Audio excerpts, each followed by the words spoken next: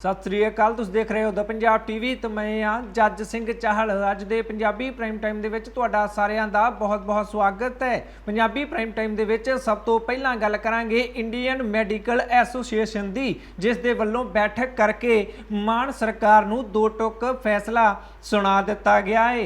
मान सरकार दे खिलाफ हाई कोर्ट दे विच एक पटीशन पई सी, हाई कोर्ट दे वल्लों झाड़ पाई गई है। आम आदमी पार्टी दे राज सभा दे मैंबर दे खिलाफ एक वड्डा खुलासा हो गया है। पंजाब दे सिर चढ़े करजे नूं लैके वित्त मंत्री हरपाल सिंह चीमा दे वल्लों एक वड्डा दावा ठोकिया गया है। मान सरकार ने पंजाब दे लोकां नूं चेतावनी क्यों दित्ती है? संगरूर दे एक सरकारी स्कूल दे दरवाजे ते लोकां दे वल्लों जिंदरा क्यों जड़ दिता गया? तुहानूं सारी जानकारी देंगे, पर सब तो पहला शुरुआत IMA तो करते हाँ।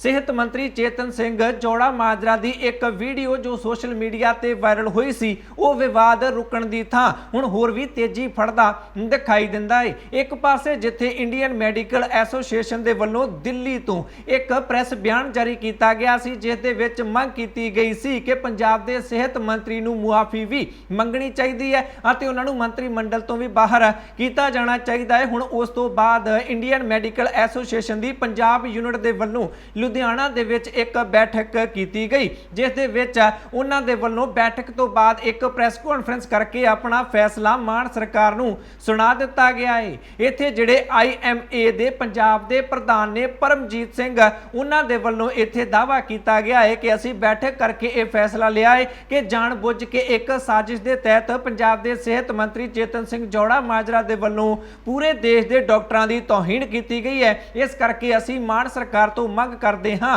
कि एक तां जनतक तौर ते मुआफी सेहत मंत्री नूं मंगनी चाहिदी है, उधर दूजे पासे उन्हां दा अस्तीफा भी लिया जाना चाहिदा है, मंत्री मंडल तो बर्खास्त किया जाना चाहिदा है। इत्थे IMA दे वल्लों दावा यह भी किया जा रहा है कि पहली गल तां एक जिहड़ा मंत्री है वो VC नूं तलब कर ही नहीं सकता, फिर भी साडे VC ने उत्थे मंत्री की गल सुनी अते उन्हां दे नाल नाल हस्पताल दे विच चलदे रहे, क्योंकि इन्हां जिहड़े IMA दे डॉक्टर ने इन्हां दे वल्लों दावा किया जा रहा है कि गवर्नर तो दूजे नंबर की पोस्ट हुंदी है, जिहड़ा वाइस चांसलर हुंदा है यूनीवर्सिटी का। इस करके मंत्री प्रोटोकॉल के तहत किसी VC नूं सद नहीं सकता, सवाल जवाब कर नहीं सकता। इस दे बावजूद एक तां प्रोटोकॉल तोड़िया, उधरों दूजे पासों जिहड़ा वार्ड कई दिनों तो बंद पिया सी जानबुझ के उसनूं खुलवाया गया। जिहड़े वार्ड चल रहे सन उन्हां दी चैकिंग चेतन सिंह जोड़ा माजरा दे वल्लों नहीं की गई अते जानबुझ के बंद वार्ड नूं खुलवाया गया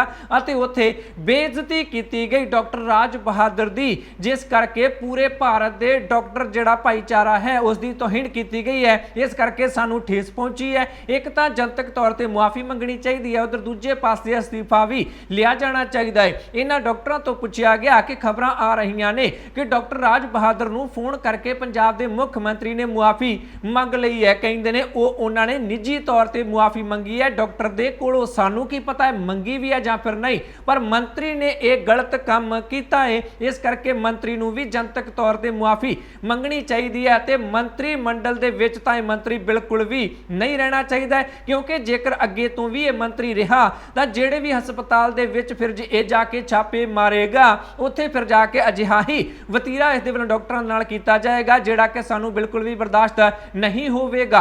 कुछ कुछ दिनां दे विच विच जेकर मंत्री ने मुआफी ना मंगी, मंत्री मंडल तो बाहर ना किया गया तो फिर अगला संघर्ष पंजाब के डॉक्टरों के वल्लों किया जाएगा। ये चेतावनी भी इत्थे इंडियन मैडिकल एसोसीएशन के डॉक्टरों के वल्लों दे दित्ती गई है। उधर दूजे पासे मीडिया अदारियां दे वल्लों खबरां ये भी चलाईयां जा रही ने कि पंजाब के मुख्य मंत्री भगवंत मान चेतन सिंह जोड़ा माजरा दे नाल नाराज हो गए ने, उन्हां दे वतीरे तो खफा ने। उधर दूजे पासे राघव चड्डा ते अरविंद केजरीवाल भी चेतन सिंह जोड़ा माजरा तो बिल्कुल खुश नहीं। मीडिया अदारियां दे वल्लों तां खबरां ये भी चला दित्तियां गईयां कि बीते दिन चेतन सिंह जोड़ा माजरा मुख्य मंत्री भगवंत मान नूं मिलण लई पहुंचे सन, पर भगवंत मान सेहत मंत्री नूं नहीं मिले अते हुण चर्चावां ये भी ने कि विभाग दे विच फेर बदल भी कीता जा सकदा है। ਚਾਹੇ ਛੁੱਟੀ ਭਾਵੇਂ ਨਾ ਕੀਤੀ ਜਾਵੇ, ਮੰਤਰੀ ਮੰਡਲ ਤੋਂ ਬਾਹਰ ਭਾਵੇਂ ਨਾ ਕੀਤਾ ਜਾਵੇ, ਪਰ ਸਿਹਤ ਵਿਭਾਗ ਚੇਤਨ ਸਿੰਘ ਜੌੜਾ ਮਾਜਰਾ ਤੋਂ ਖੋਇਆ ਜਾ ਸਕਦਾ ਹੈ, ਕੋਈ ਹੋਰ ਵਿਭਾਗ ਦਿੱਤਾ ਜਾ ਸਕਦਾ ਹੈ। ਅਜਿਹੀਆਂ ਚਰਚਾਵਾਂ ਹੁਣ ਚੱਲ ਪਈਆਂ ਨੇ।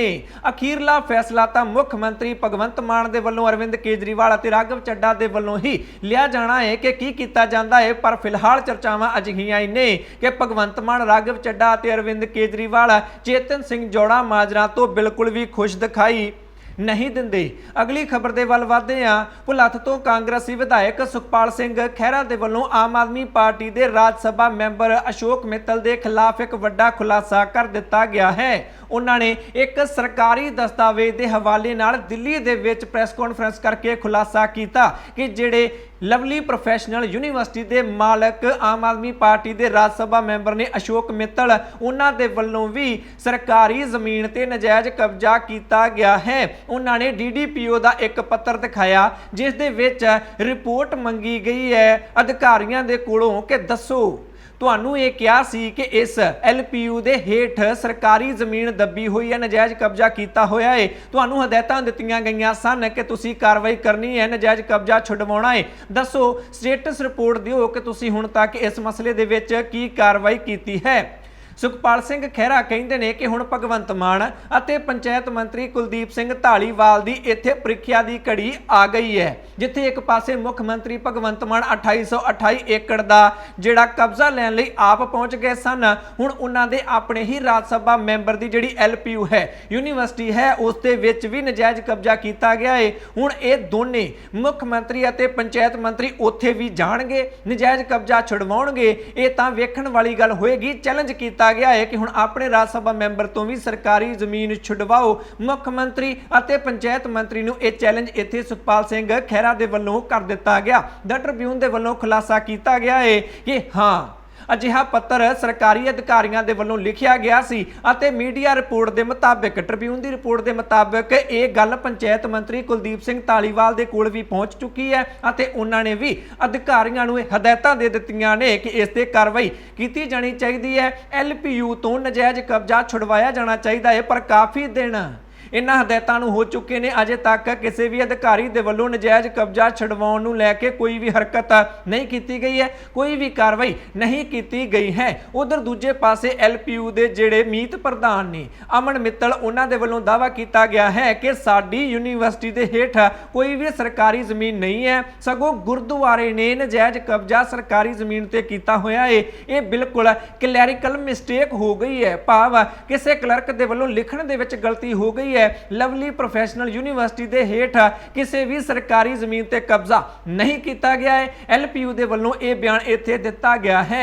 ਆਮ ਆਦਮੀ ਪਾਰਟੀ ਦੇ ਰਾਜ ਸਭਾ ਮੈਂਬਰ ਅਸ਼ੋਕ ਮਿੱਤਲ ਦੇ ਵੱਲੋਂ ਇਸ ਤੇ ਕੋਈ ਵੀ ਜਵਾਬ ਨਹੀਂ ਦਿੱਤਾ ਗਿਆ ਹੈ। ਪੰਜਾਬ ਦੇ ਵਿੱਤ ਮੰਤਰੀ ਹਰਪਾਲ ਸਿੰਘ ਚੀਮਾ ਤੋਂ ਪੁੱਛਿਆ ਗਿਆ ਕਿ ਤੁਹਾਡੇ ਰਾਜ ਸਭਾ ਮੈਂਬਰ ਦੇ ਬਾਰੇ ਹੀ ਇਹ ਖੁਲਾਸਾ ਹੋ ਗਿਆ ਹੈ ਕਿ ਉਹਨਾਂ ਦੀ ਜਿਹੜੀ ਯੂਨੀਵਰਸਿਟੀ ਹੈ ਉੱਥੇ ਵੀ ਨਜਾਇਜ਼ ਕਬਜ਼ਾ ਕੀਤਾ ਹੋਇਆ ਹੈ, ਤਾਂ ਹਰਪਾਲ ਸਿੰਘ ਚੀਮਾ ਨੇ ਇੱਥੇ ਦਾਅਵਾ ਕੀਤਾ ਕਿ ਜੇਕਰ ਉਹ ਜ਼ਮੀਨ ਸਰਕਾਰੀ ਹੈ, ਜੇਕਰ ਉਹ ਜ਼ਮੀਨ ਸਰਕਾਰੀ ਹੈ ਤਾਂ ਜ਼ਰੂਰ ਛੁਡਵਾਈ ਜਾਵੇਗੀ, ਕਿਸੇ ਨੂੰ ਵੀ ਬਖਸ਼ਿਆ ਨਹੀਂ ਜਾਏਗਾ, ਭਾਵੇਂ ਸਾਡਾ ਆਪਣਾ ਹੀ ਕਿਉਂ ਨਾ ਹੋਵੇ। ਵਿੱਤ ਮੰਤਰੀ ਦੇ ਵੱਲੋਂ ਇੱਥੇ ਇਹ ਦਾਅਵਾ ਕਰ ਦਿੱਤਾ ਗਿਆ। ਹੁਣ ਐਲਪੀਯੂ ਤੋਂ ਆਪਣੇ ਹੀ ਰਾਜ ਸਭਾ ਮੈਂਬਰ ਤੋਂ ਸਰਕਾਰੀ ਜ਼ਮੀਨ ਕਦੋਂ ਛੁਡਵਾਈ ਜਾਏਗੀ ਅਤੇ ਮੁੱਖ ਮੰਤਰੀ ਜਾ ਕੇ ਛੁਡਵਾਉਣਗੇ, ਪੰਚਾਇਤ ਮੰਤਰੀ ਜਾ ਕੇ ਛੁਡਵਾਉਣਗੇ ਜਾਂ ਫਿਰ ਨਹੀਂ, ਇਸ ਤੇ ਵੀ ਸਭ ਦੀਆਂ ਨਿਗਾਹਾਂ ਬਣੀਆਂ ਰਹਿਣਗੀਆਂ। ਪਰ ਪ੍ਰੀਖਿਆ ਦੀ ਕੜੀ ਸੱਚਮੁੱਚ ਹੀ ਮੁੱਖ ਮੰਤਰੀ ਭਗਵੰਤ ਮਾਨ ਅਤੇ ਪੰਚਾਇਤ ਮੰਤਰੀ ਕੁਲਦੀਪ ਸਿੰਘ ਢਾਲੀਵਾਲ ਤੇ ਆਣ ਪਈ ਹੈ। ਅਗਲੀ ਖਬਰ ਦੇ ਵੱਲ ਵਧਦੇ ਹਾਂ।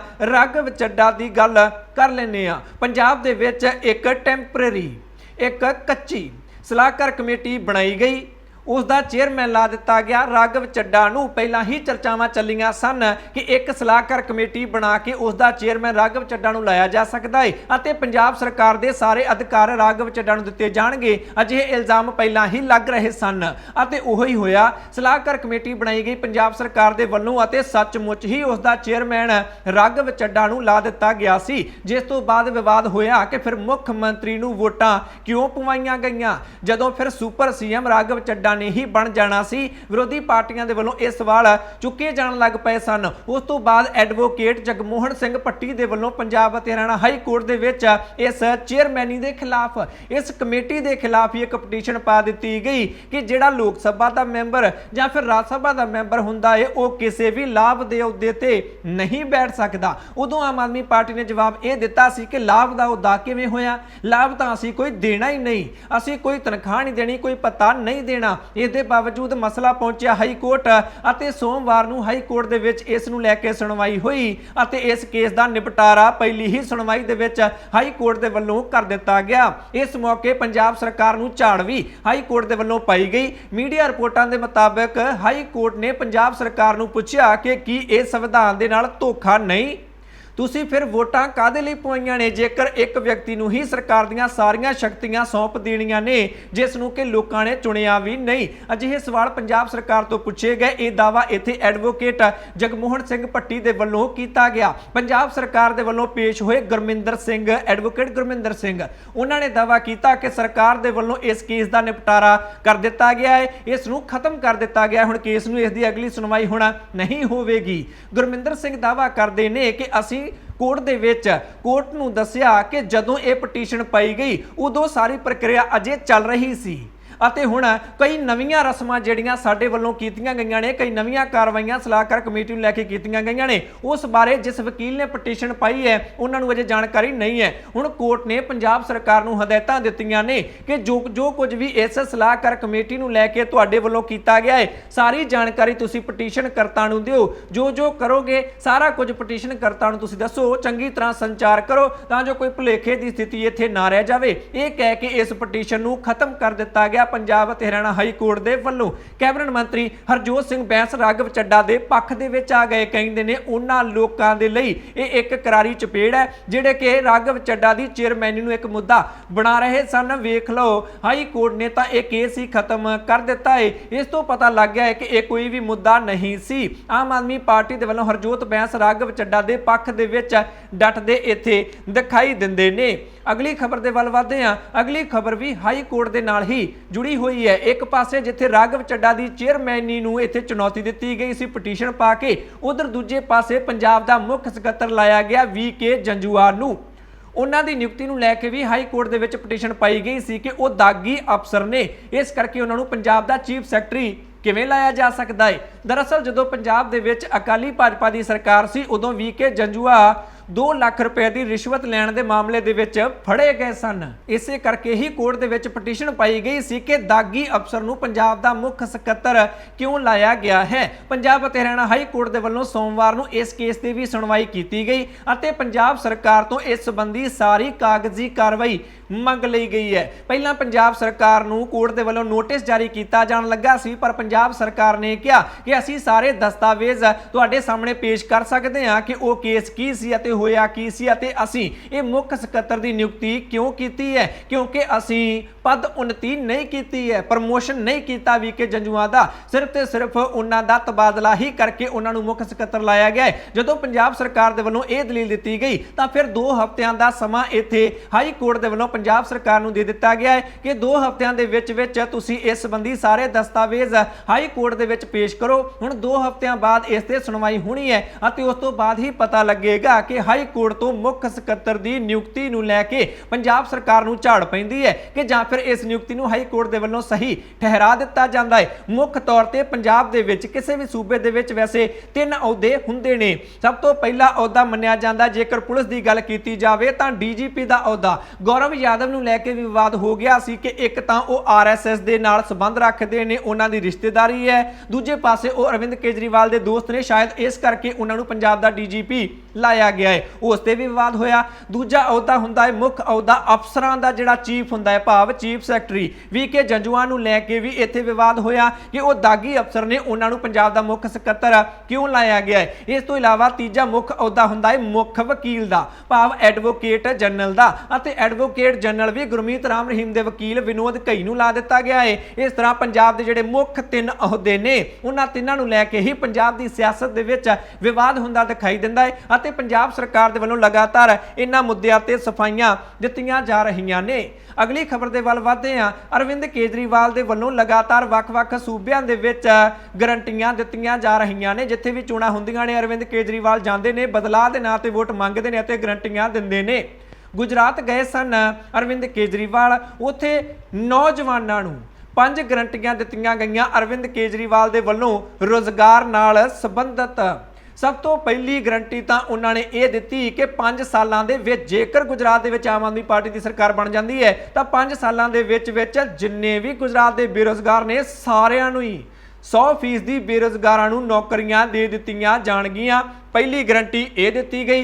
दूजी गारंटी दी गई कि जिन्नी देर तक रोजगार नहीं दिता जाता है उन्नी देर तक 3000 रुपए प्रति महीना बेरोजगारी भत्ता दिता जाएगा गुजरात के नौजवानों नूं। तीजी गारंटी दी गई कि 10 लाख सरकारी नौकरी कढ़ी जाएगी 5 सालों के विच।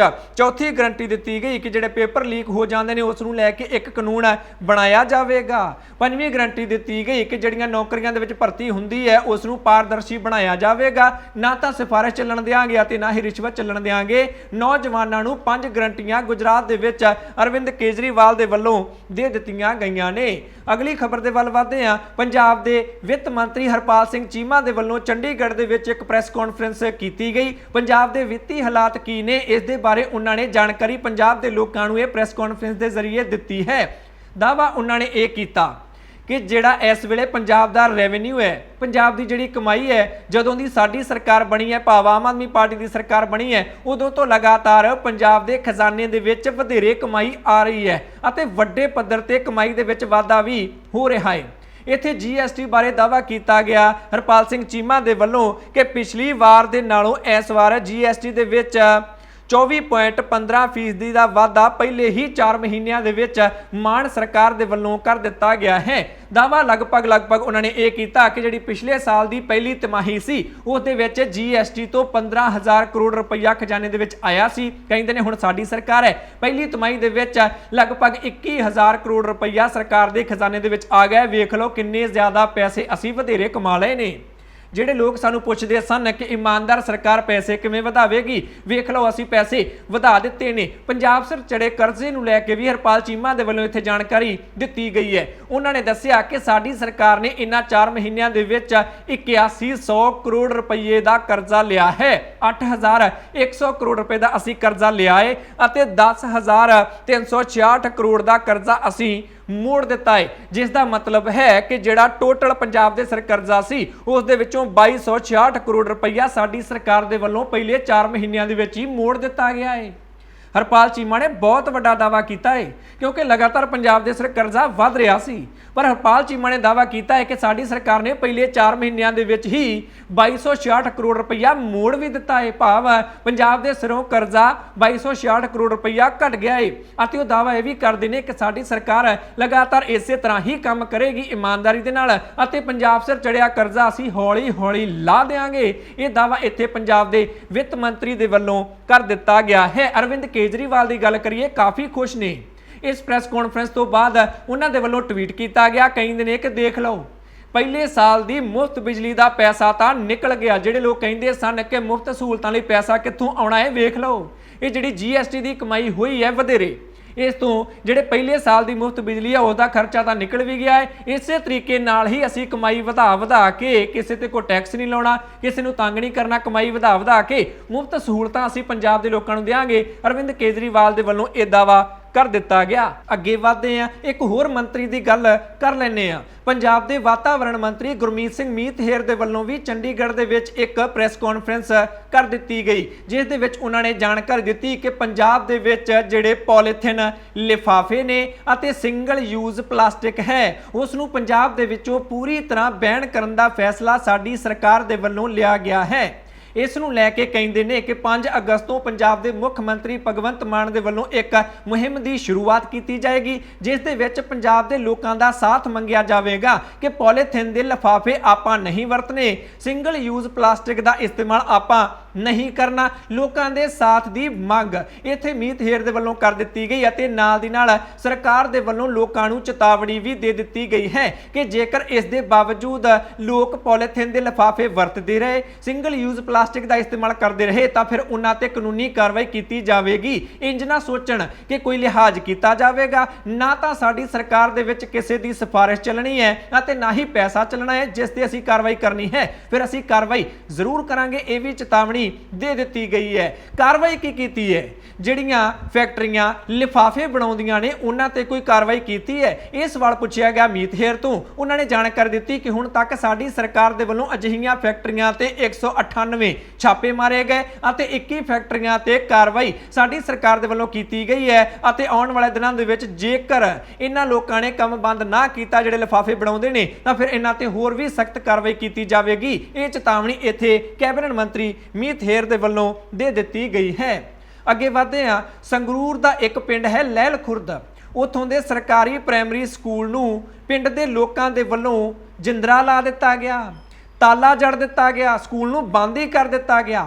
लोकां दी शिकायत यह है कि इत्थे 200 के करीब बच्चा पढ़ता है अते अध्यापकों की इत्थे हमेशा ही कमी रहिंदी है। सरकार कोई भी होवे इस स्कूल दे वल गौर ही नहीं करती है। बच्चे पढ़ाइए तो पढ़ाइए किवें, एक पासे कहिंदे ने स्मार्ट बना दिते ने स्कूल, दूजे पासे अध्यापक भेजते ही नहीं। दसो करिए कि असीं बड़े तंग हाँ। इस करके सरकार दे कन्नां तक आवाज़ पहुँचाउण दे लई अज असीं स्कूल नूं ताला ही ला दिता है। स्कूल दी प्रिंसीपल प्रकाश कौर तो पुछया गया, वो कहिंदे ने 7 टीचर चाहिए ने, असीं 4 अध्यापक हाँ, 3 की कमी है, 200 बच्चा पढ़ता है। सरकार नूं कई बार लिख चुके हैं, अगों सरकार का जवाब आ जाता है कि अध्यापकों की कमी है।